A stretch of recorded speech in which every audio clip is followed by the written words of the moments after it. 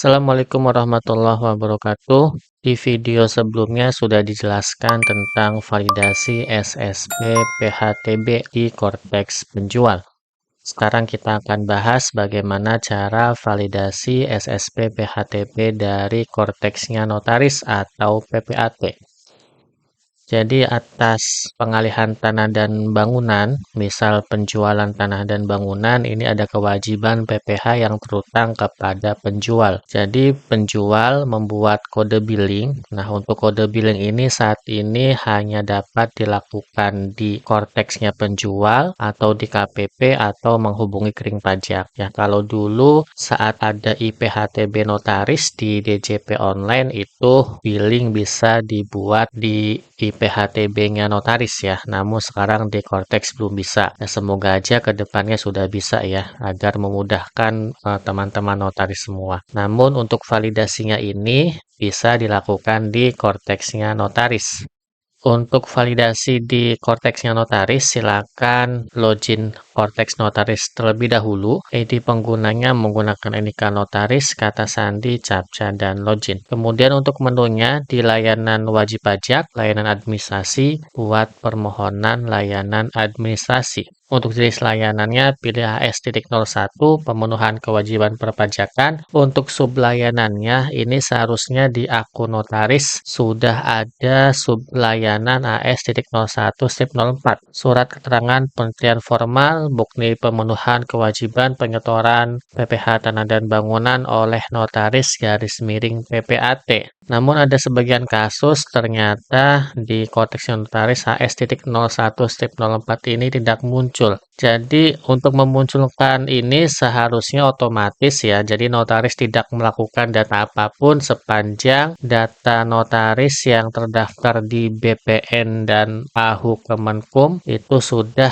terintegrasi dengan Cortex. Nah, jika AS.01-04 ini belum ada, berarti kemungkinan itu datanya belum termigrasi, belum sinkron ya antara data BPN, AHU dengan DJP, dengan Cortex. Jadi yang bisa dilakukan adalah yang pertama untuk notaris itu clue-nya seharusnya di Cortex adalah sebagai notaris. Kemudian yang kedua, ya pastikan untuk notaris ini sudah terdaftar di Ditjen AHU Kemenkum dan di Kementerian ATR atau BPN. Tapi kalau belum juga, silakan dapat dilaporkan ke KPP terdaftar agar KPP-nya membuat tiket penerusan ke bagian sistem kantor pusat DJP ya untuk mensinkronkan data tersebut. Nah, ada beberapa kasus terjadi karena notarisnya ini adalah istri yang menjalankan kewajiban perpajakannya gabung dengan suami. Jadi dulunya memang si istri ini tidak punya NPWP begitu ya. Nah, sedangkan di Cortex-nya ini adalah Cortex suami, kemudian yang terdaftar di BPN adalah datanya istri, makanya tidak menyambung begitu ya, tidak tersinkron. Nah, solusinya adalah silakan istri dapat mendaftarkan NIK-nya di Cortex, bisa dengan aktivasi NIK, bisa juga hanya registrasi. Baik, dilanjutkan. Nah, setelah itu muncul kotak seperti ini, masukkan NIK penjualnya, kemudian klik simpan. Kemudian akan muncul informasi kasusnya, pilih alur kasus. Selanjutnya, teman-teman notaris cukup isikan yang berwarna putih ya, yang biru tidak perlu diisi. Ini scroll ke bawah, nanti identitas notaris garis miring PPAT diisikan, NPWP notaris diisikan dengan NIK, kemudian namanya akan muncul, kemudian isikan nomor register notaris PPAT. Kemudian scroll ke bawah, lanjutkan pengisian informasi objek PHTB. Diisikan NOP-nya, NIB tidak bintang, tidak diisi juga tidak apa-apa. Jadi yang wajib diisi adalah yang bertanda bintang. Kemudian RT, RW, provinsi, kabupaten, kota, kecamatan, kelurahan. Kemudian klik tandai alamat. Silakan ditandai alamatnya, diklik di peta ya kira-kiranya di mana. Kemudian klik simpan. Selanjutnya dilanjutkan alamat objek pajak. Kemudian scroll ke bawah informasi detail transaksi. Untuk jenis lawan transaksinya, jika transaksi biasa yang 2,5%, pilih yang C selain butir A dan B. Kemudian isikan NIK pembeli, ya ini juga yang harus dilakukan ya. Jadi pembeli juga NIK-nya ini harus terdaftar di Cortex ya, baik itu aktif menjadi NPWP, sudah punya NPWP, ataupun minimal sekali hanya registrasi. Jadi Andika pembeli harus terdaftar di Cortex, kemudian isikan alamat pembeli, nilai pengalihan,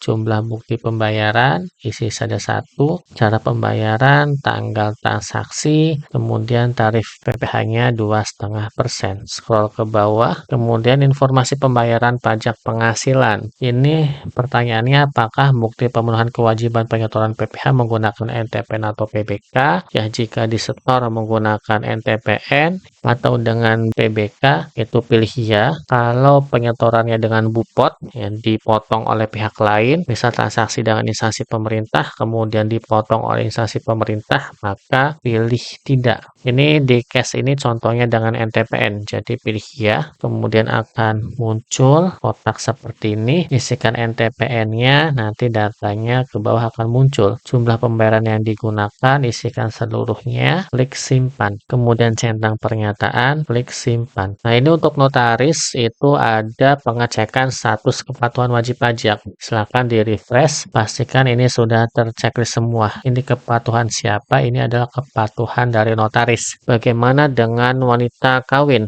yang menjalankan kewajiban pajaknya gabung dengan suami? Untuk status kepatuhan ini adalah status kepatuhan suaminya. Baik, dilanjutkan, scroll ke bawah, klik kirim. Nah, nanti akan lanjut ke halaman berikutnya, ditunggu saja sekitar 10 detik. Jika ini yang biru-biru ini sudah hilang, scroll ke bawah, ya, nanti ini suketnya sudah bisa diunduh, namun jangan sampai berhenti di sini ya, karena kalau hanya diunduh tidak dilanjutkan, nanti suketnya tidak terbaca di BPN. Di scroll ke bawah, paling bawah ada klik lanjut, pastikan statusnya sampai dengan kasus ditutup. Kalau sudah kasus ditutup, untuk dokumennya pilih dokumen, kemudian klik unduh. Untuk dokumen juga bisa diunduh di menu portal saya, dokumen saya. Ini contoh surat validasinya, ya ini nanti yang akan divalidasi di BPN ya, sebagai salah satu syarat balik nama di BPN.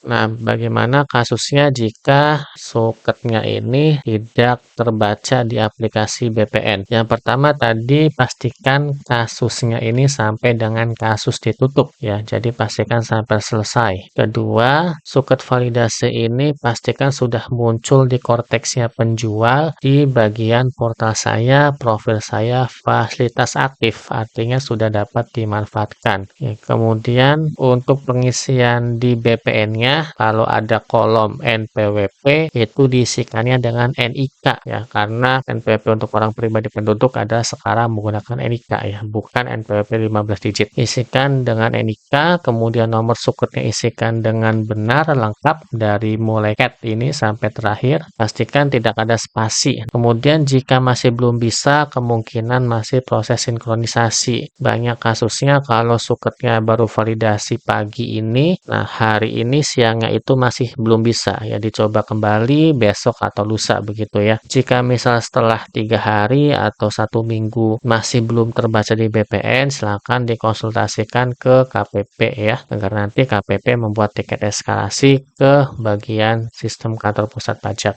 Baik, seperti itu teman-teman untuk validasi suket PHTB dari akun konteksnya notaris. Selain di notaris, juga bisa validasi sendiri di konteksnya penjual atau bisa juga validasi di KPP tempat tanah bangunan tersebut berada. Sekian untuk video kali ini. Terima kasih atas perhatiannya. Wassalamualaikum warahmatullahi wabarakatuh.